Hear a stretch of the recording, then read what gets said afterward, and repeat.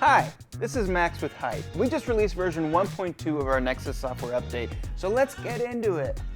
So now we have this feature, New Audio Lighting Sync. So basically you can match the colors of a song's album art onto your NEXUS compatible peripherals. So that means, for example, if you're listening to the amazing song 1612, see the album art is a bit of blue, bit of brown, bit of orange, and those colors are then going into your keyboard, your mouse, whatever you can illuminate. We also made a bunch of improvements and fixes. We made massive app optimizations and improvements to make way for new features. And now with the optimizations, NEXUS runs a lot smoother than before. So now we've got a new lighting cropper design, we've got a new loading indicator, we've got new modal design, new logging system for better bug tracking, and now there's new additions to our universal hardware support. So that now includes Razer Strider Chroma, Corsair LT100 Tower, Razer Base Station Chroma, and the Razer Mamba Elite. And if you want to see your favorite peripheral paired with our NEXUS software, head into our Discord and join the NEXUS discussion where you can actually request hardware support from our very own devs. So download NEXUS today. Go to HYTE.com/NEXUS.